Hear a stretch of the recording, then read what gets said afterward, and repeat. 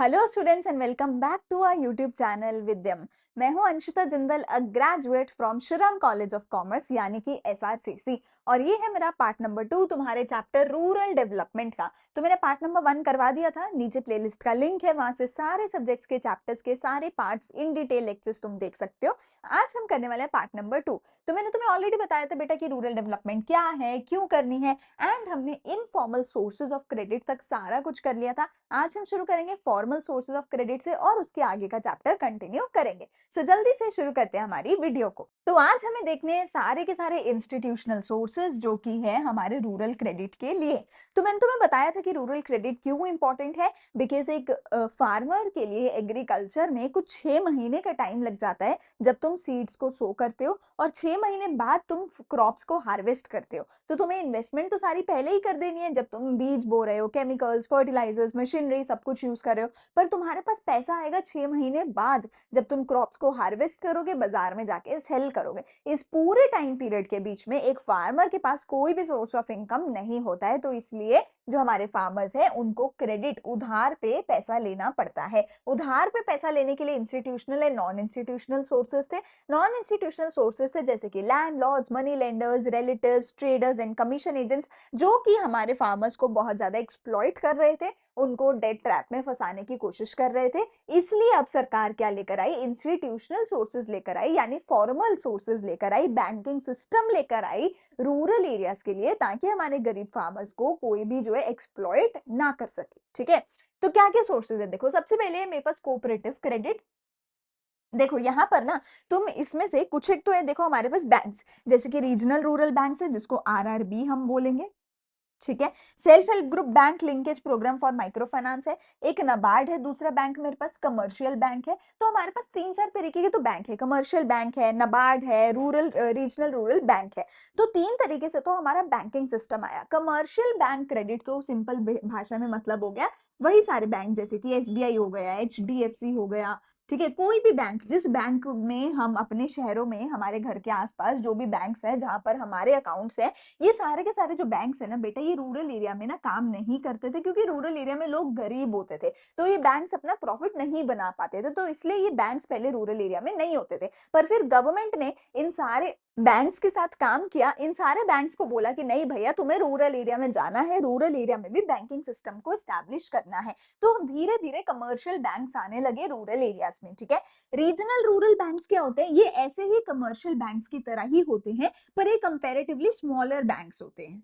ठीक है, जैसे कि पंजाब नेशनल बैंक है जो पंजाब में आया। ठीक है, ऐसे ही हर एक रूरल एरिया के अपने खुद के रीजनल छोटे छोटे बैंक हो सकते हैं। देखो मान लो एचडीएफसी बैंक बहुत छोटा होता, इतना छोटा होता कि वो पूरे देश भर में अपना नेटवर्क नहीं फैला पाता, तो वो एक रीजनल बैंक बन के रह जाता। पर एचडीएफसी इतना बड़ा बन गया कि उसने पूरे देश भर में अपनी ब्रांचेस खोल ली। अगर कोई बैंक है जो इतना बड़ा नहीं बन सकता, तो वो एक रीजनल बैंक बन के रह जाता है। तो जो छोटे छोटे बैंक्स हैं जो देश भर में अपने ब्रांचेस नहीं खोल सकते, वो हमारे होते हैं रीजनल बैंक्स। और रीजनल रूरल बैंक्स बहुत सारे हैं, जैसे कि मान लेते हैं कि पंजाब के एक एरिया में, पंजाब के लेट्स से नॉर्थ एरिया में एक बैंक खुला।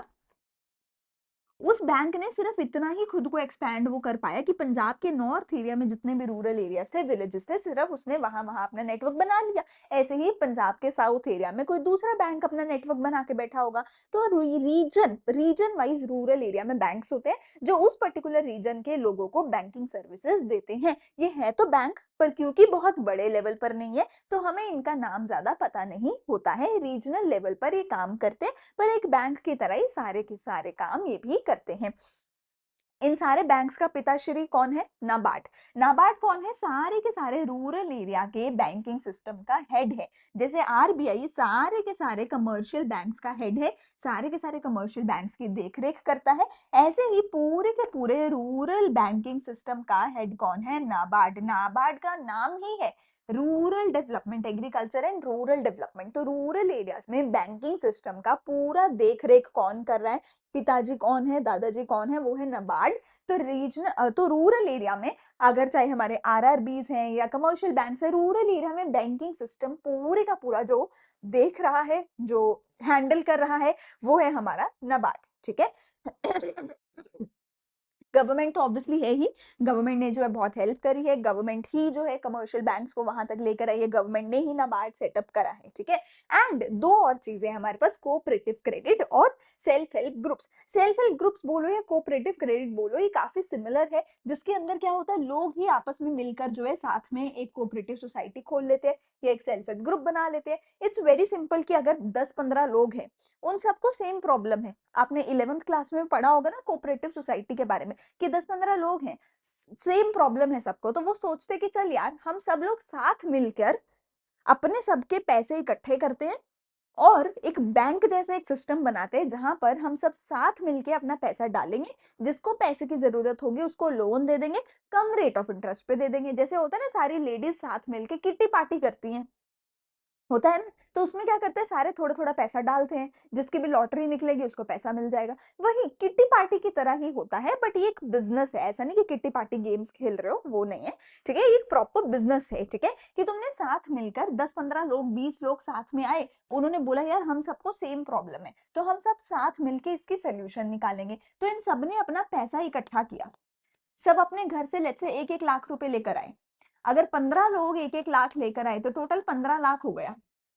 आज उनमें से 3 लोगों को जरूरत है तो वो 3 लोगों को इसमें से लोन दे देंगे, 4 लोगों को जरूरत है तो 4 लोगों को लोन दे देंगे। अब ये क्योंकि आपस में सारे दोस्त हैं तो एक दूसरे को एक्सप्लॉइट भी नहीं करेंगे, प्लस ये थोड़ा थोड़ा रेट ऑफ इंटरेस्ट भी लेंगे, तो इनका पैसे पे कुछ ना कुछ ब्याज भी इनको मिलता रहेगा, ठीक है।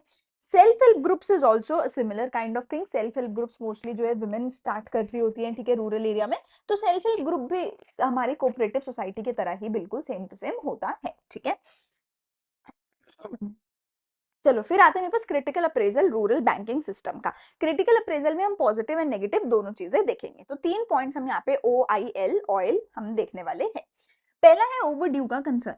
देखो, हम ना सिर्फ ये नहीं बोल सकते कि हाय सरकार ने तो रूरल एरिया को देखा ही नहीं, बैंकिंग सिस्टम आया ही नहीं। एक्चुअल में प्रॉब्लम ये होता है कि रूरल एरिया में ना फार्मर्स बहुत गरीब हैं। वो एक लोन लेते हैं, उस लोन को चुका नहीं पाते, उसके लिए दूसरा लोन लेते हैं, वो नहीं चुका पाते, उसके लिए तीसरा लोन लेते हैं, तो ओवरड्यू हो जाता है। एग्रीकल्चर में जो लोन डिफॉल्ट रेट है वो बहुत ज्यादा हाई है। क्यों है? क्योंकि बेटा एग्रीकल्चर में जो है लॉसेस बहुत होते हैं, फसल खराब हो जाती है, फसल का सही रेट नहीं मिल पाता। तो अगर फसल नहीं उगेगी, फार्मर जो लोन है वो चुका नहीं पाएगा, फिर वो दूसरा लोन लेगा, तो डिफॉल्टर्स जो हैं वो बहुत ज्यादा होते हैं। प्लस बहुत सारे विलफुल डिफॉल्टर्स होते हैं कि लोग लोन लेके वापस करना नहीं चाहते। क्यों?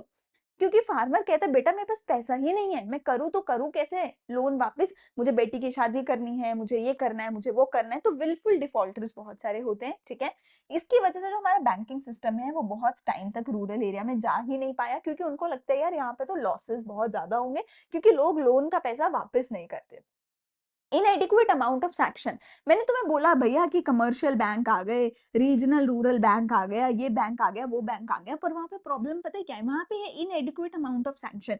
मतलब कि अगर एसबीआई है भी रूरल एरिया में, तो भी एसबीआई उतना लोन दे ही नहीं रहा जितना लोन लोगों को चाहिए। लोग कहते हैं मुझे 10 करोड़ का लोन दो, एसबीआई कहता है मेरे पास तो है ही सिर्फ 4 करोड़ रूरल एरिया में देने के लिए। तो फार्मर्स तो अमाउंट ऑफ लोन जो है वो इनएडिक्वेट होता है, जितना लोन चाहिए होता है उतना लोन नहीं मिल रहा फार्मर्स को। इवन तो बैंक है, पहले तो ये था बैंक ही नहीं है, अरे अब बैंक तो है पर बैंक भी उतना लोन नहीं दे रहा जितना एक्चुअल में फार्मर्स को जरूरत है।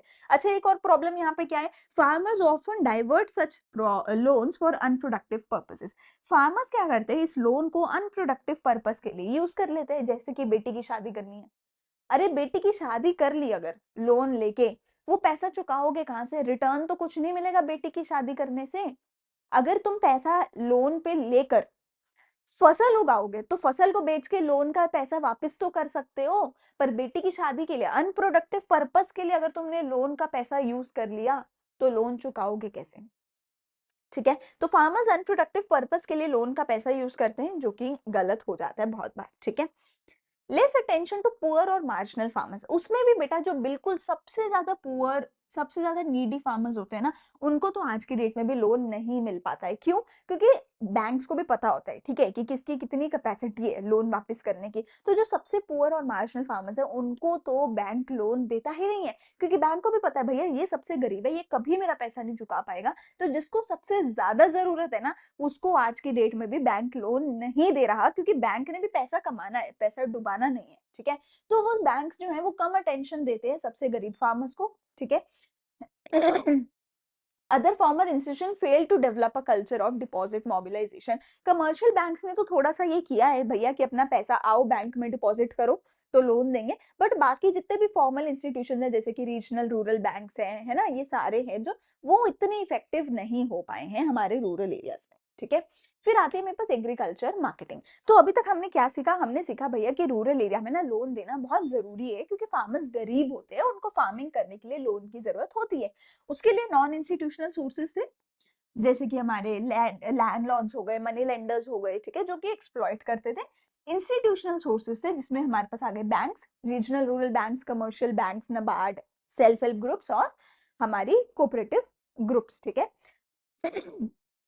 इन सब के बावजूद भी आज की डेट में हो क्या रहा है, इन सब के बाद भी आज के डेट में हो क्या रहा है, सबसे पहले तो जो कवरेज है वो इनएडिक्वेट है।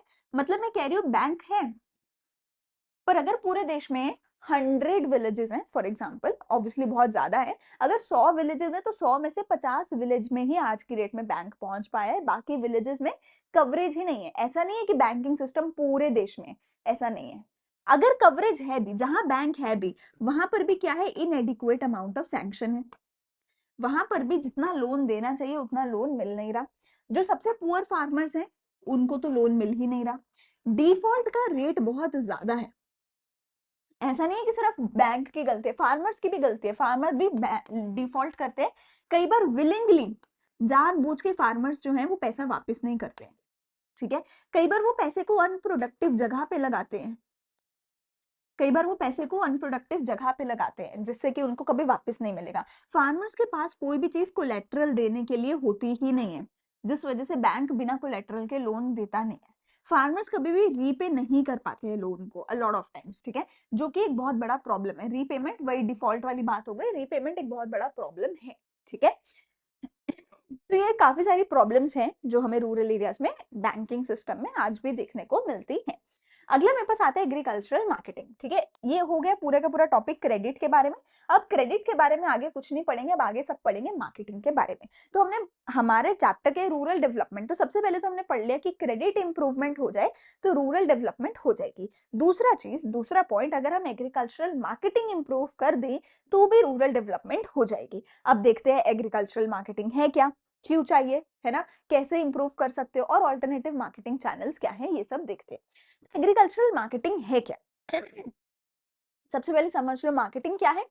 वही मार्केटिंग एग्रीकल्चर के केस में एग्रीकल्चरल मार्केटिंग बन जाती है। मार्केटिंग क्या है, मार्केटिंग क्या है, सामान असेंबल करना, स्टोर करना, प्रोसेस करना, ट्रांसपोर्ट करना, पैकेजिंग करना, ग्रेडिंग करना, डिस्ट्रीब्यूशन करना। ठीक है, मार्केटिंग चैप्टर जो है तुम्हारा उसमें भी यही सेम चीज पढ़ोगे। मार्केटिंग जो चैप्टर है आगे तुम्हारा बिजनेस स्टडीज में, I think last second last chapter है, उसमें भी यही सेम चीजें पढ़ोगे। मार्केटिंग का मतलब क्या है, मार्केटिंग का मतलब क्या होता है कि जो एक प्रोड्यूसर है ना, प्रोड्यूसर अपना सामान कहीं असेंबल कर सके, सामान कहीं स्टोर कर सके, प्रोसेसिंग कर सके यानी कि मैन्युफैक्चरिंग अगर कुछ करनी है तो वो कर सके, ट्रांसपोर्ट कर सके एक जगह से दूसरी जगह पे, सामान को पैक कर सके, सामान की ग्रेडिंग कर सके, मतलब सबसे अच्छी क्वालिटी का, मीडियम क्वालिटी का, बुरी क्वालिटी का, अलग अलग ग्रेड्स लगा सके सामान के पैकेट के ऊपर, है ना, डिवाइड कर सके अलग अलग ग्रेड्स में। ठीक है, डिस्ट्रीब्यूट कर सके, मतलब कि प्रोड्यूसर से होलसेलर तक पहुंच सके, होलसेलर से रिटेलर तक, रिटेलर से कस्टमर तक, ये जो पूरी डिस्ट्रीब्यूशन की चेन है ये बन सके। होता क्या है फार्मिंग के केस में, ये सारी प्रॉब्लम्स है, ये सभी प्रॉब्लम्स को सोल्यूशन हमें मिलता ही नहीं है फार्मिंग के केस में। फार्मिंग के केस में ना, फार्मर एक प्रोड्यूसर है जो क्रॉप्स को प्रोड्यूस कर रहे हैं, उसको होलसेलर भी एक्सप्लॉइट करते हैं, अगर वो रिटेलर के पास जाएंगे वो भी एक्सप्लॉइट करते हैं। फार्मर्स के केस में क्या होता है, अगर तुम देखो जो हमारे पीछे फार्म लॉज आए थे जिसकी वजह से दिल्ली के बॉर्डर पे फार्मर्स बैठे रहे थे 1 साल तक, वो इसी वजह से था, डिस्ट्रीब्यूशन की वजह से था। आज की डेट में जो फार्मर है, वो प्रोड्यूसर है, वो सामान प्रोड्यूस करता है, अरे भैया कहाँ गया, प्रोड्यूसर सामान प्रोड्यूस करता है, सामान प्रोड्यूस करके किसको सेल करता है, गवर्नमेंट को सेल करता है।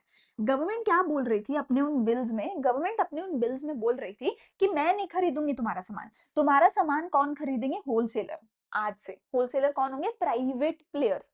प्राइवेट प्लेयर्स कौन होंगे, हमारे सरकार के निजी लोग, अंबानीज, अडानीज, टाटा, टाटा तो नहीं, अडानीज, मोस्ट प्रोबेबली अडानीज होने वाले थे। ठीक है, तो सरकार ने बोला आज तक तो सरकार खरीद रही थी फार्मर से उनका सामान, आज से सरकार नहीं खरीदेगी, कौन खरीदेगा? प्राइवेट प्लेयर खरीदेंगे। अब तुम सोचो एक बेचारा गरीब किसान अडानी के साथ अगर लड़ने चला गया, अडानी जो एयरपोर्ट्स खरीदता है ना, जिसने मतलब पूरे देश में कुछ तो ऐसा होगा नहीं जिस जो उसने नहीं खरीद रखा होगा। अगर एक छोटा सा फार्मर अडानी के साथ लड़ने चला गया तो भैया वो तो वैसे ही मर जाएगा, वो तो कभी लड़ ही नहीं पाएगा। और अडानी प्राइवेट प्लेयर्स जितना एक्सप्लॉइट करेंगे वो फार्मर्स कभी सह नहीं पाएंगे। इसीलिए फार्मर्स ने धरना किया था कि भैया हम कभी प्राइवेट प्लेयर्स के साथ नहीं काम करेंगे, हमें सरकार के साथ ही काम करना है। तो ये पूरा वो केस था, ठीक है। सो होता क्या है ना, जो प्रोड्यूसर है वो सरकार को सामान बेचते हैं, फार्मर्स, ठीक है। तो ये जो डिस्ट्रीब्यूशन सिस्टम है हमें इसको इंप्रूव करना है, ऐसा नहीं करना है कि इसमें प्राइवेट प्लेयर्स को ले आना है। फार्मिंग जो प्रोडक्ट्स है उसकी ग्रेडिंग करनी है, अच्छी फसल, बुरी फसल, मीडियम टाइप ऑफ फसल। तो ये सारा काम हमें करना है हमारी फार्मिंग प्रोड्यूस के लिए, ठीक है। तो एग्रीकल्चरल मार्केटिंग क्या है? ये सारा काम करना एग्रीकल्चरल प्रोड्यूस के साथ, ठीक है। covers the various services क्या है? ये सारी services involved in moving agricultural product from the farmer to the consumer। farmer से consumer तक agricultural produce पहुंचाने के लिए उस सारी प्रोड्यूस को असेंबल करना, स्टोर करना, प्रोसेस, ट्रांसपोर्ट, पैकेज, ग्रेड और डिस्ट्रीब्यूट करना, ये पूरे का पूरा काम क्या है? एग्रीकल्चरल मार्केटिंग है। टेक्निकली बोला जाए तो ये जो सारे का सारा काम लिखा हुआ है, ये सारे का सारा काम किसके अंदर आता है? मार्केटिंग में आता है। तुम्हें लग रहा होगा कि मार्केटिंग का मतलब है एडवर्टाइजमेंट करना, पर मार्केटिंग का मतलब होता है ये सारा काम करना। अगर ये सारा काम एग्रीकल्चरल प्रोडक्ट्स के साथ करा जाएगा तो उसको एग्रीकल्चरल मार्केटिंग बोला जाएगा, ठीक है। इफेक्ट क्या होगा इससे? जो फार्मर्स हैं वो अपनी फसल को जो है आराम से बाजार में बेच पाएंगे, एक अच्छा रेट बाजार में जो है ले पाएंगे और फार्मर्स की इनकम जो है बढ़ पाएगी अगर फार्मर्स ये सारा काम सही ढंग से कर ले। पर सरकार भी आज की डेट में ज्यादा सपोर्ट नहीं कर रही है और यहीं पे सरकार जो फार्मर्स है उनको मेन प्रॉब्लम फेस करनी पड़ती है, ठीक है। हमें क्यों चाहिए एग्रीकल्चरल मार्केटिंग का सिस्टम? क्योंकि वही बात हो गई जो मैंने बोला ना, manipulation by big traders. Producer जाके होलसेलर को सामान देता है और जो होलसेलर है वो बड़े बड़े ट्रेडर्स होते हैं जो फार्मर्स को एक्सप्लॉइट करते हैं। इसलिए वहां पे सरकार की जरूरत पड़ती है, एक अच्छे मार्केटिंग सिस्टम की जरूरत पड़ती है, ठीक है। जो फार्मर्स हैं they suffered from faulty weighing and manipulation of accounts while selling their produce to traders. अब ट्रेडर जो है वो बोले कि भैया तेरी फसल तो सिर्फ 10 किलो आई है जबकि फसल एक्चुअल में 15 किलो थी। तो वेट तो ये कर रहे हैं ना बड़े बड़े ट्रेडर्स, ठीक है। अगर तुम्हें पंजाबी में पता हो तो आड़तीये बोलते हैं इनको, आड़तीये पंजाबी में बोलते हैं, हिंदी में बोलते हैं पता नहीं, आड़तीये बोलते हैं, ठीक है इनको। तो ये जो होलसेलर्स हैं, जो होलसेलर्स है वो एक्सप्लॉइट करते हैं प्रोड्यूसर को। वो कहते हैं कि भैया 15 किलो वाले को बोलता है अरे 10 किलो ये मैं तो 10 किलो के पैसे दूंगा, बोल देता है अरे तेरा सामान तो खराब है मैं नहीं खरीदूंगा, मैं नहीं खरीदूंगा, ठीक है। वो कुछ भी अनाप शनाप बोल के, उनको पता है कि कैसे एक्सप्लॉइट करके कम पैसा देना है फार्मर को, और फिर आगे जब वो बेचेंगे तो आगे महंगे दाम पे बेचेंगे फार्मर से सस्ते में खरीद के, ठीक है। तो एक्सप्लॉयटेशन मैनिपुलेशन होती है फार्मर्स की बड़े बड़े ट्रेडर्स के हाथों से।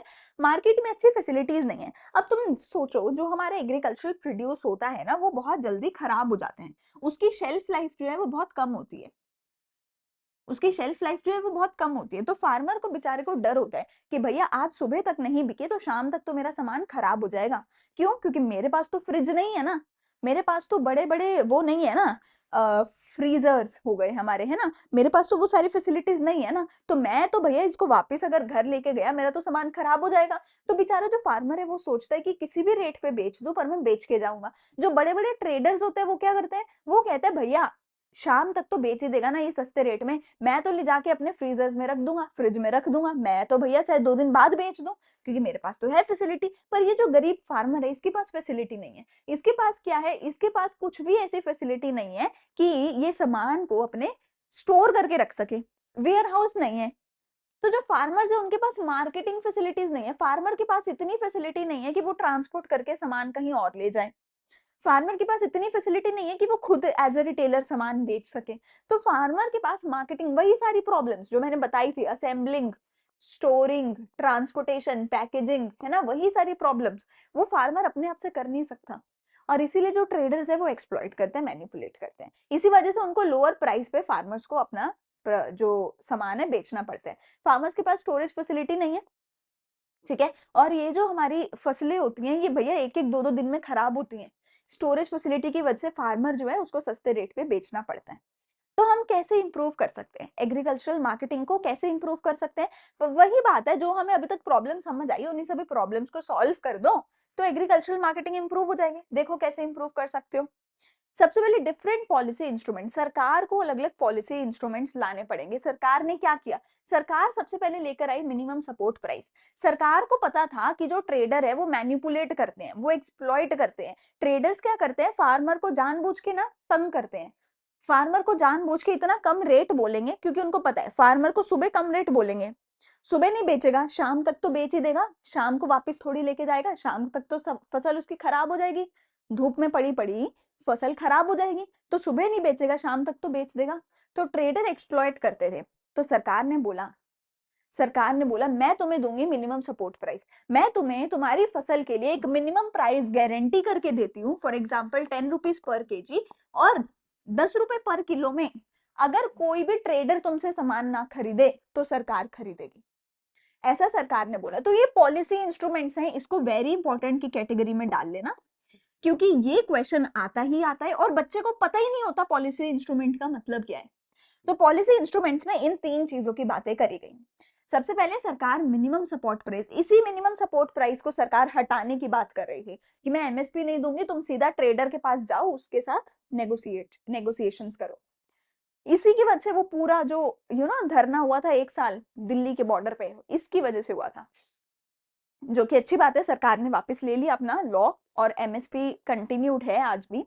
ठीक है, तो to safeguard the interest of farmers government ने बोला कि हाँ हम मिनिमम सपोर्ट प्राइस एग्रीकल्चर में तुम्हें देने वाले हैं। तो अगर 10 रुपए पर केजी का एमएसपी है, तुम जाओ ट्रेडर्स को बेचो। ट्रेडर ने खरीदा, अच्छी बात, ट्रेडर ने नहीं खरीदा, सरकार पक्का खरीदेगी। सरकार ने अब बहुत सारी फसल अगर खरीद ली 10 रुपए पर किलो पे, सरकार करेगी क्या? मोदी जी कितना खाना खाएंगे? मोदी जी तो नहीं खा सकते सब कुछ। तो सरकार ने यहाँ से जो फसल खरीदी उससे सरकार 2 काम करेगी। क्या? पहले तो सरकार उसको राशन की दुकानों के थ्रू गरीबों में बांटेगी सस्ते दाम पे। तो जो गरीब लोग हैं ना, गरीब लोग जो है खाना अफोर्ड नहीं कर सकते, तो सरकार उनको पब्लिक डिस्ट्रीब्यूशन सिस्टम के अंदर उनके राशन कार्ड बनाएगी। सरकार पीडीए सिस्टम के अंदर हर गरीब का एक राशन कार्ड बनाएगी। उस राशन कार्ड के अंदर सरकार अपनी राशन की दुकानें खोलेगी और राशन की दुकानों पे वीट, राइस, केरोसिन, ये सारी चीजें गरीबों को बहुत सस्ते दाम पर सरकार देने वाली है। क्या क्या देगी? वीट, राइस, ठीक है, केरोसिन, ये सारी चीजें जो है सरकार गरीबों को सस्ते दाम पे दे देगी। तो सरकार ने यहाँ से खरीदा, फार्मर्स का भला हो गया, यहाँ पे बेचा तो गरीब पॉपुलेशन का भला हो गया, क्योंकि उनको सस्ते में मिल गया सामान। और यहाँ पे मेंटेनेंस ऑफ बफर स्टॉक, अब जो सामान बेचने के बाद भी तो कुछ सामान बचेगा ना, ऐसे तो नहीं सब कुछ बिक गया। बेचने के बाद अगर कुछ भी सामान बच गया तो सरकार क्या करेगी, अपने वेयर हाउसेस में उस सारे सामान को जो है स्टोर करके रख लेगी। क्यों स्टोर करके रख लेगी? कि ताकि जैसे पुराने टाइम में हमें जो है भूखमरी हो गई थी, पुराने टाइम में खाना नहीं मिलता था गरीबों को, वैसे कल को अगर फिर से कभी भूखमरी की सिचुएशन आई तो कल को सरकार अपने बफर स्टॉक में से सामान निकालेगी और गरीबों में बांटेगी, फसलें गरीबों में सरकार बांट देगी।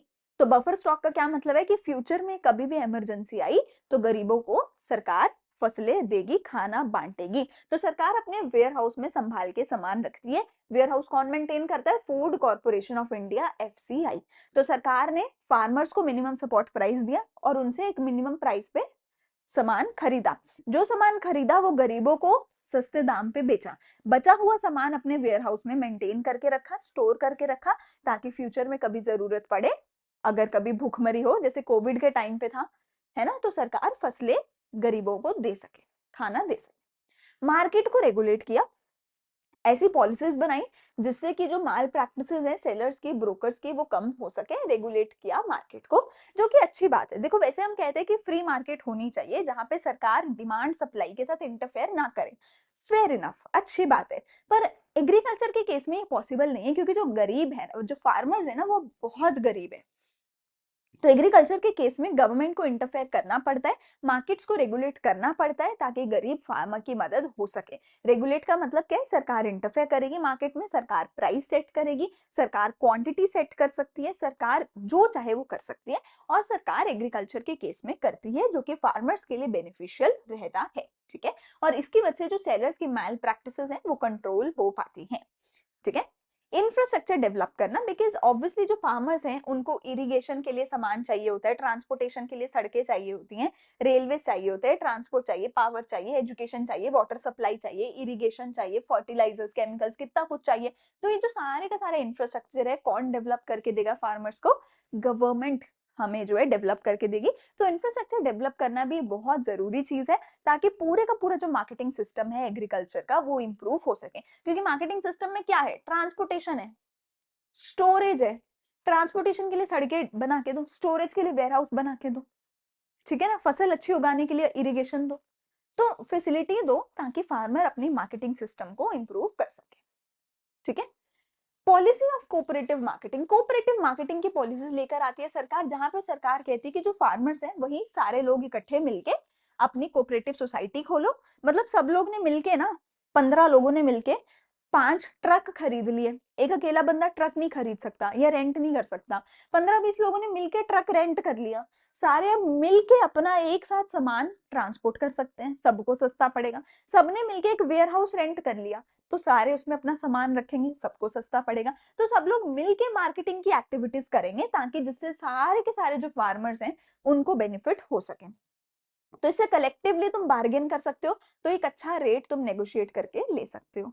ठीक है, पर इससे भी क्या हुआ? लॉपसाइडेड ग्रोथ हुई है हमारी। लॉपसाइडेड ग्रोथ का मतलब है भैया कि जहां हमारे इंडस्ट्रियल सेक्टर, कुछ एक सेक्टर सॉरी जहां हमारा सर्विस सेक्टर तो बढ़ा पिछले कुछ सालों में, स्पेशली 1991 के बाद इंडस्ट्रियल सेक्टर तो हमारा बढ़ा, पर एग्रीकल्चरल और इंडस्ट्रियल सेक्टर में ग्रोथ नहीं हुई।